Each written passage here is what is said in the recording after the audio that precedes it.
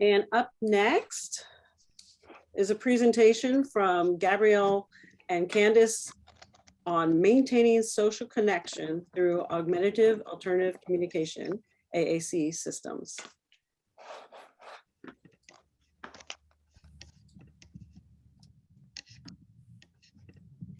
Candice and I will be speaking today about maintaining social connection through augmentative alternative communication systems with focus on social media and web-based apps. Given the prevalence of these applications and programs, we think it is important to not only focus on traditional methods of communication, but also incorporate alternative access to these platforms to address all possible methods of connection.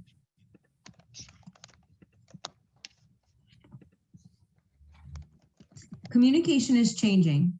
Social media is now a frequent and common method of standard communication. Individuals who use social media as a method of communication feel lower levels of loneliness and an increased perception of social support and social contacts.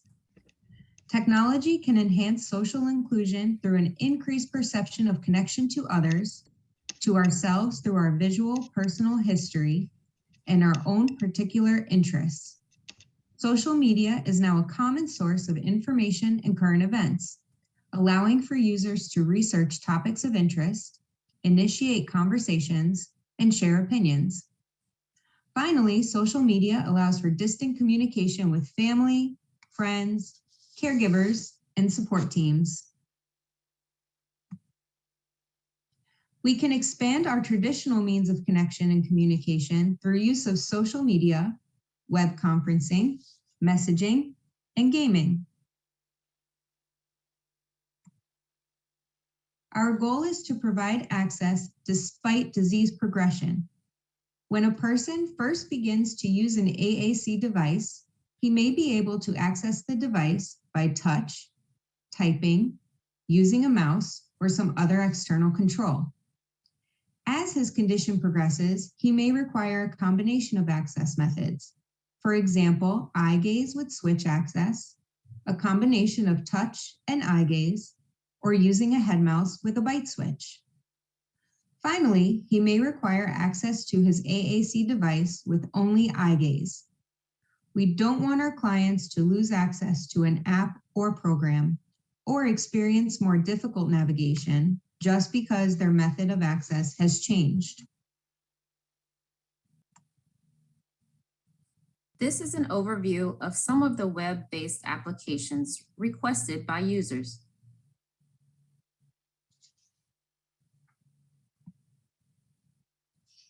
Join-in social media apps can be accessed via eye gaze, touch, switch, or mouse.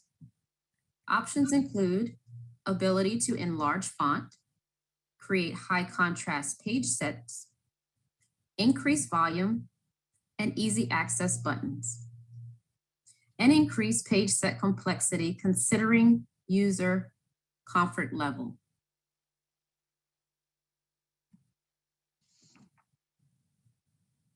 Here you can see the difference that increase in font and button size can make.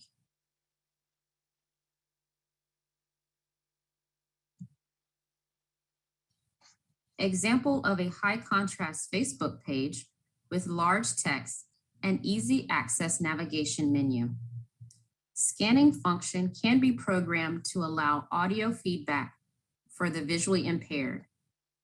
Let's take a look at some of the other modifications.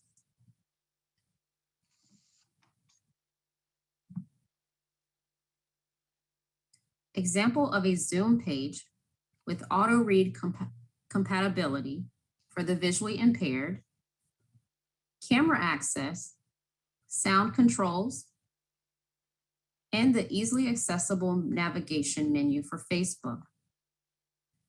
The navigation menu can be accessed with direct touch, eye gaze, switch, or a combination.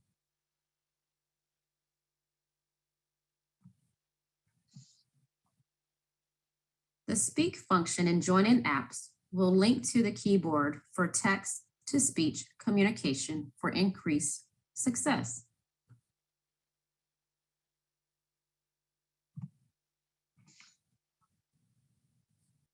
This is an example of a very simple YouTube page set and a more complex page set.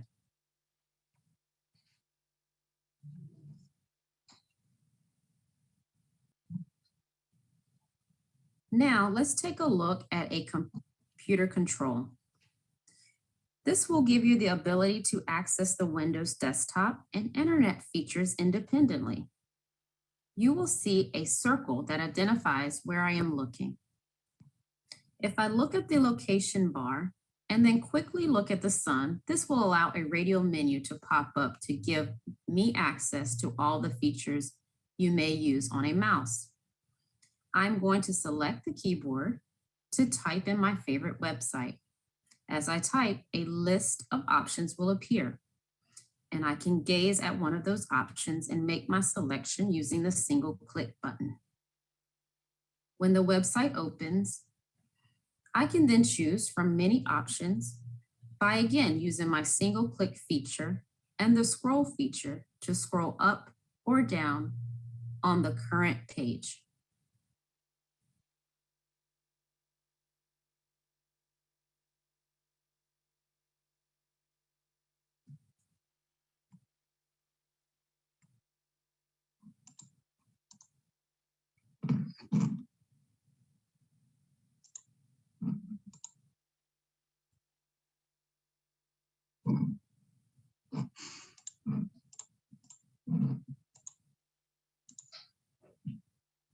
Home and environmental controls give the user ability to make phone calls and adjust their environment to comfort by using Alexa, Google Home, or Siri with their AAC device.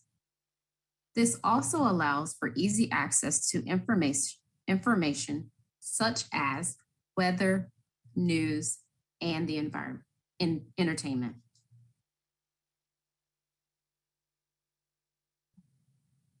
Thank you.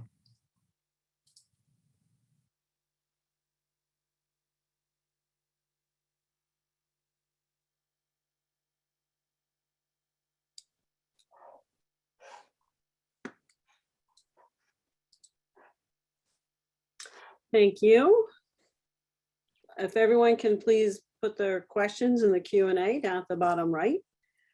That was really an interesting presentation, and I do have some questions. So is this a mix of hardware, software? Is it only on the Tobii? I can start with that one. It's Gabrielle, but this is a mix of software that we use for this presentation. It's TD Control, which is a Tobii Dynavox software. Join In, which is not a Tobii Dynavox software, but which is a software available on the Tobii Dynavox. And the images you saw were with using a Tobii Dynavox I series, but the Join In apps are not exclusive to Tobii Dynavox. Okay, so for whatever kind of eye gaze they might be using, this would be compatible with that. Mm-hmm. Okay, so it's a software piece. It's a software. Oh, excellent. And then there was something that you had said early on about low vision. So can you, if the person I'm working with has low mobility and low vision, are there options for that particular combination? Yeah, some of the options that we explore with our clients would be high contrast page settings, changing button sizes, moving to a different location on the screen, using a bigger screen size, using a zoom function. So there's a lot of different approaches to changing the communication software to accommodate low vision. Excellent, excellent. That's, a lot of times that is an issue, is, the people we work with have more than one difficulty, for example. Yeah. Audio feedback is another great option for low vision. Mm-hmm. And somebody is asking for the name of the software again? The software that we showed it's called Join In. And we also showed TD Control. That's the mouse simulation software.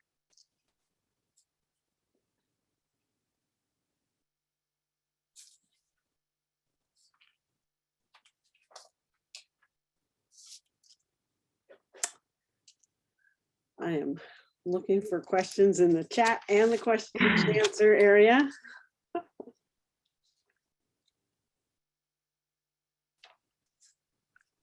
Something we wanted to talk about in the Q&A that we didn't get a chance to talk about in our presentation was access to gaming and gaming systems.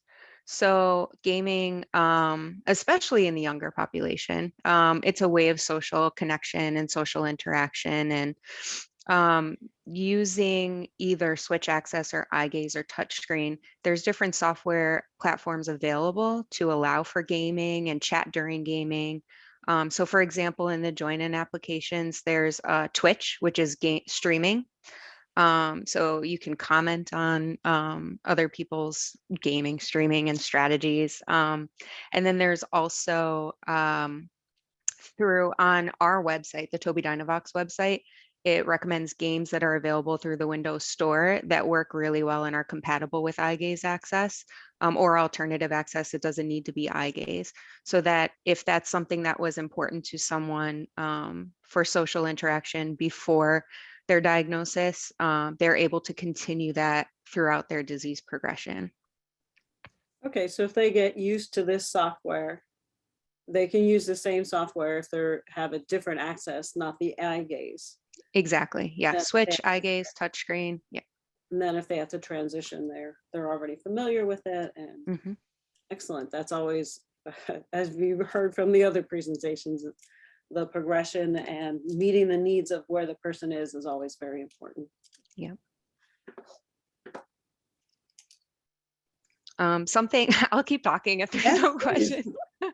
Something that's also pretty new. We just came out with TD Pilot, which is it's a communication device. It's not necessarily a software, but it does allow for FaceTime. And iOS came out with FaceTime using screen sharing.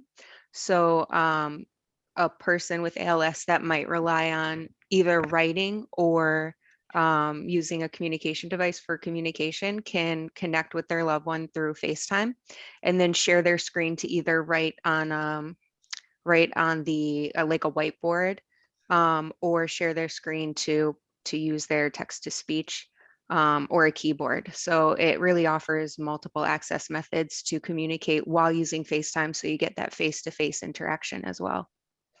Oh, very nice. And that's brand new. Yeah, I was gonna say, since you opened up the door to the TD Pilot, I just saw the information about that coming out. That's going to be used with the iOS platform, correct?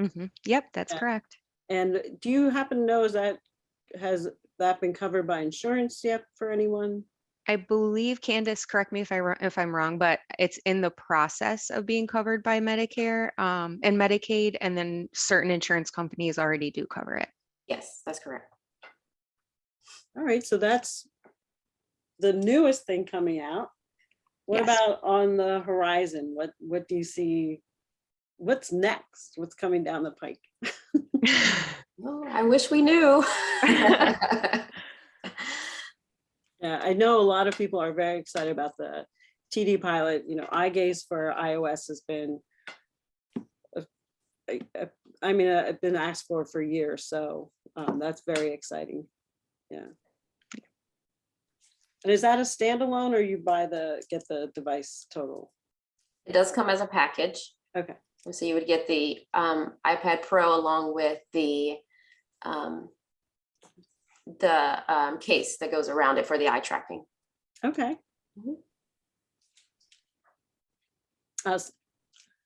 Lisa is commenting that Amy got to play with it last week and she was very impressed. Great. Awesome. And then of course, there's the question about sharing the names of the software. So maybe perhaps you could actually type that into the chat. Yes. Are there any other questions or any other comments that you would like to make?